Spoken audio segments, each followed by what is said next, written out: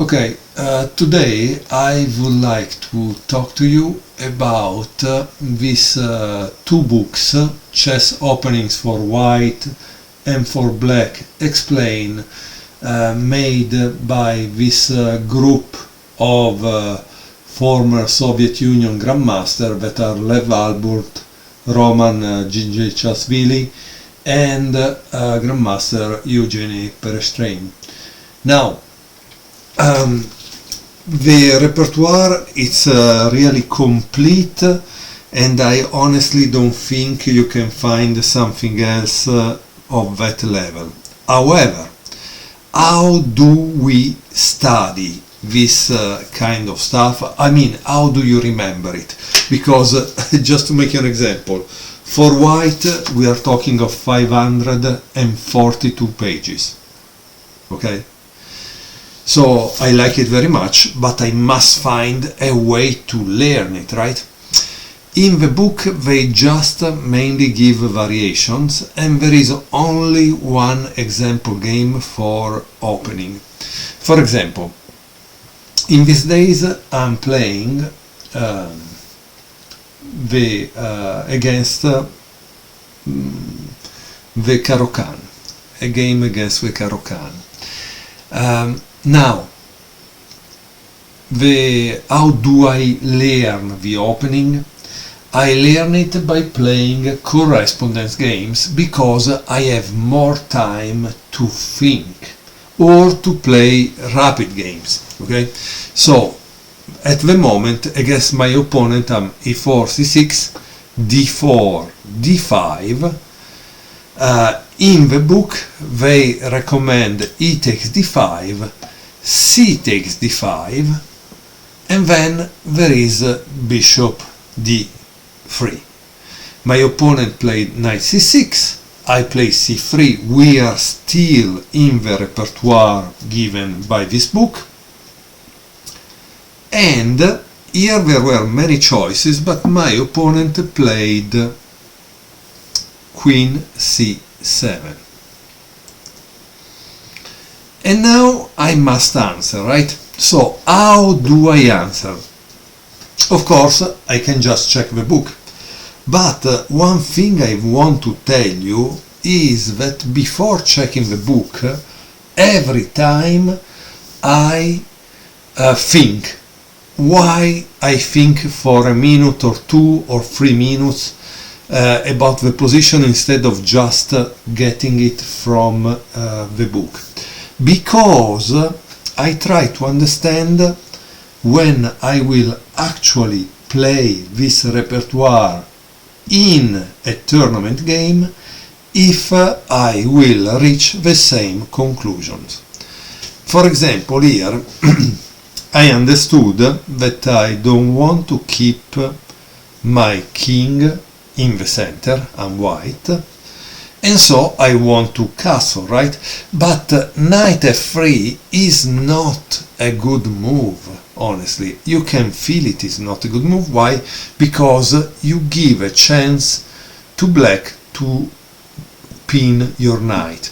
So I thought I would play knight e2, or this I didn't think it by myself, I saw it when I check Fritz 19, because I have Fritz 19, and there is the opening book. In the opening book of Fritz 19, the color of the moves change depending how good they are. If they are green, they are really good. And so that's what Fritz 19 would play without even thinking. Okay? So h3 or knight e2 are the two moves. Now, I reach knight e2 by myself, right? But then I check in the book, and in the book, in fact, they give knight e2. Okay, so this was a part of the repertoire. After knight e2, honestly, and this is a situation I have seen, I think with Wade's king, and this repertoire that he gave in another software that I think was called Chessmaster. He wanted to play something like this because he wanted black to play this. And when black plays this, tack, you play f3. And this is in the book. Okay? This is something that you will find in the book. Then black needs to go back. And this is the line given in the book, okay? I'm just showing you this line as it is given in the book, okay? And then you decide if you like it or not. We can go at the page, that is at page 410, okay? So there is also a chance to learn about this variation, okay? And how does it continue? Let's see. Let me pause a second so I can find the page. Okay, I found it. And here they say practically after bishop d7 they play bishop f4. And now we understand the function of that knight e2. It was to get this square to attack the enemy queen. And here they say in diagram 1282, let's follow Yudasin Kachesvili in 2004. Okay, so this is a game that was played in 2004. Now, if a game was played in 2004, what do? I have this huge database that I think is called Megabase, and I check the games in Megabase. Why do I do that? Because in this way I learn the main ideas of that opening and how grandmaster level player, so generally I take as example some grandmaster level players, how they play it in real life, in the tournament. So I practically go on reference in the Megabase, and they will quote all the games that have been played. For example, in this situation, the next move that has been played the most, more than 400 times, is e5. Okay? So that's the move we will check. Now, when I see that game that they mention, I will watch it, but I will also watch if there are more recent games. And when there are more recent games, I generally open them and just see how did it go. You know, nothing special. I just see like how did it go. For example, in 2019 this was played between Nakamura Hikaru and Dobrov Vladimir. It was, however, a blitz game. Okay, a blitz game.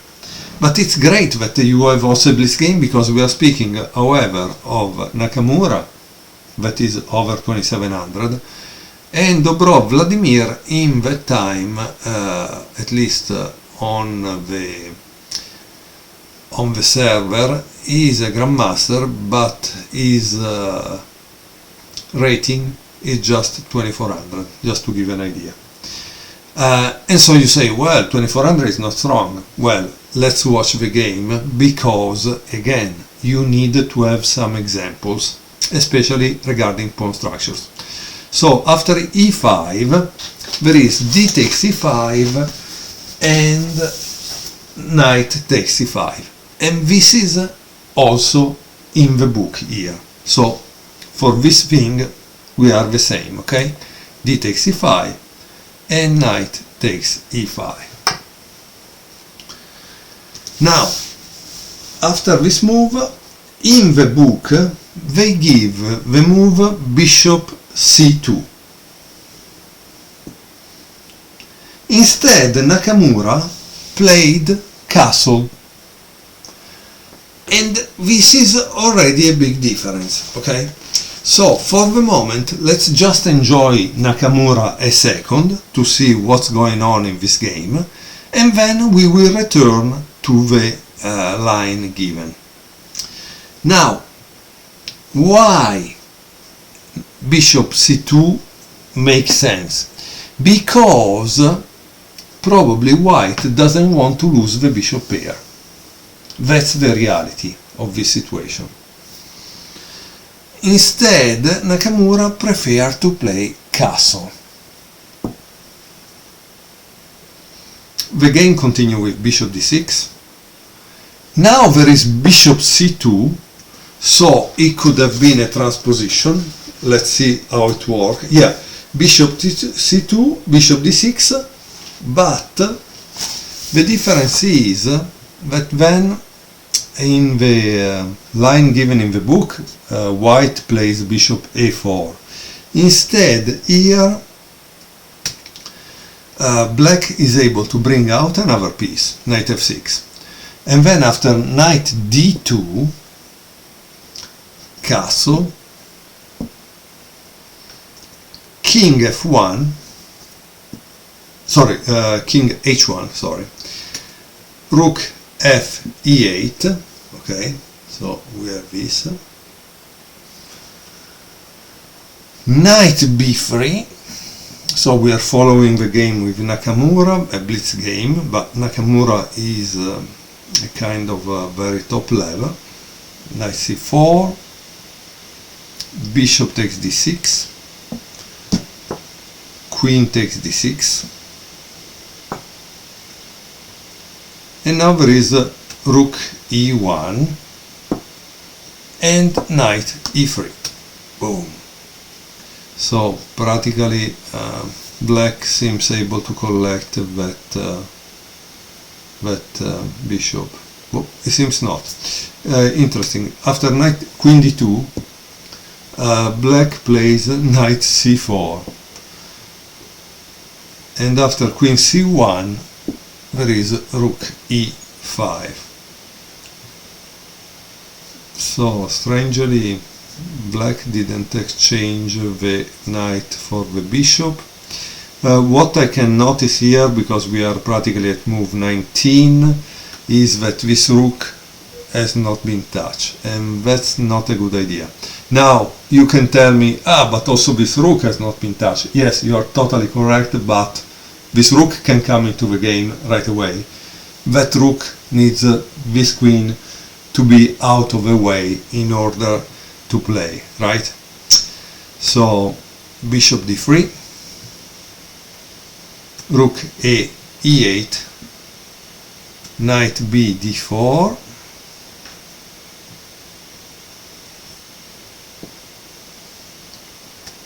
rook h5.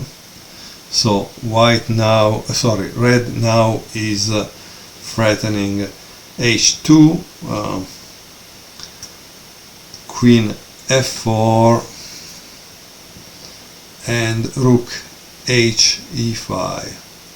This is definitely a very strange game. I don't understand how Nakamura lost this, but okay. Bishop takes c4, d takes c4,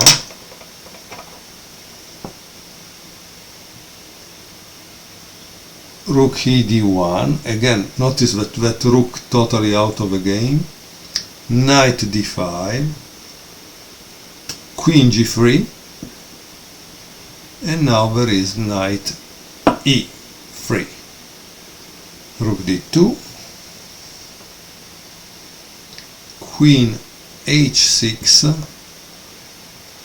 Okay, that's interesting. It's an interesting situation. Queen f4, queen h5, knight g3, and here there is knight d5, which is the last move of the game, and it seems Nakamura lost. What I can think here, yes, black is better, but I don't see really a loss right away, right?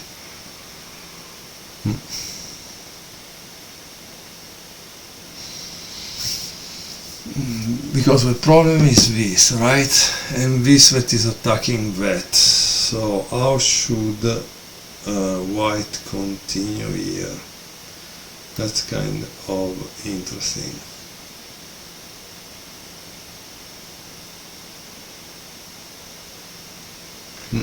Okay. Because you see, guys, I'm thinking, yes, black is threatening rook e1 for the checkmate on the back, but at this point he plays this, right? And when he plays this, white probably will play this, and after this, yeah, there is king g1. Yeah, I think maybe this is the reason. There is no way to recover the material, and that's why Nakamura resigned. Okay, so let's return back to the beginning, because we need to see another game, the one quoted in the book. Okay? Okay, guys, as you can see, another thing I do in the attempt to remember the variation that I have to learn is to return in the beginning, and then I try to repeat the first 5-6 moves, try to remember them, because in this way it will help you when you will be in a tournament game and you cannot have books or nothing, right? So we said it was e4, c6, d4, d5. Then the thing that I have to remember is the exchange. So this is the exchange Caro-Kann, e takes d5, c takes d5. Then there is a very simple move to remember, because it's similar to the move you would play in a French exchange, which is bishop d3. Then we have knight c6. I remember it because attacks this and attack that, right? So what do I need to avoid that? I play c3. And then I found this move kind of strange, queen c7. I admit I didn't understand the meaning. However, the next one, it's easy to remember, knight e2. Why? Because you want to develop the knight, but you want to be able to avoid the pinning, no? Bishop g4, but it pins the knight. How do you do that? Well, once bishop g4 is played, oops, c3, right? Sorry, f3. And then there is bishop d7, and now you do a move that is based on this knight e2, which is bishop f4. And from here on, I admit we have to try to see what the book said. The book said e5, right? And then there was d takes e5, knight takes e5, threatening a discovery check, and because of that, white plays bishop c2. Then black continue with bishop d6 because he needs to unpin this. Now he can play knight takes f3, check, g takes f3, bishop takes f4, right? So that's why it's important, bishop d6, and that's why you need to be careful once the position change. The game continue with bishop e4, bishop c6. Why bishop c6? Very interesting move, because if white takes, he takes back and he doesn't have an isolated pawn anymore, right? That's kind of interesting.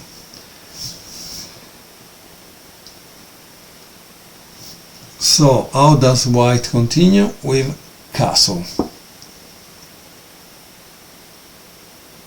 And black continue his development to knight e7. So as you can see, the author of this book, they have chosen a game that is quite balanced, right? Knight d4, it's an interesting move because attacks the bishop c6, but it also blocks the isolated pawn. Notice that white is not taking because it doesn't want to give two hanging pawns in the center, right? Which could be a good formation. So black continue with castle, and at this point white goes back. Bishop c2, knight 7 g6, bishop takes g6, h takes g6, knight d2. Finally white is finishing or trying to finish his development. Notice, while white has not finished his development, black did, okay, because the rooks are already connected. So what does that mean? It means that black is in the middle game while white is still in the opening. Rook a e8, bishop g3, so now the bishop is defended by that pawn. Rook e7. This is a typical thing that happens also in the French exchange. White or black, they want to try to develop on that file, right? Honestly, I don't know. I think we need to study more about pawn structure, because there is a minority attack that maybe could create some counterplay for black, but obviously I don't know. Okay, in any case, after rook e7 there is queen c2, rook f e8, rook a d1, so we are at move 19, and all the white pieces have been developed and moved. So this is a good thing, right? Bishop d7, king h1. We are seeing something similar, but the difference is that in the other game black had the pieces already out. Here this exchange wasn't a good idea. a6, so that makes me think that in the previous game that grandmaster, that was black, studied this game and improved it. Why studied this game? Because the other game was from 2019, this game is 2004. Rook f1, king h7, knight f1, queen e5, knight b3, queen b5, knight d4, queen a5, knight b3, queen attack, attack, and attack. Okay, the game ended in this kind of draw by repetition. Okay guys, I hope that you enjoyed a different way to make a review about chess openings for White Explained. I will definitely show you other variations and lines from this book, because I think they are very good, and of course I will share my ways to prepare and to learn the opening, because I'm interested also in giving chess improvement to all the people who watch my channel. Thank you very much for watching.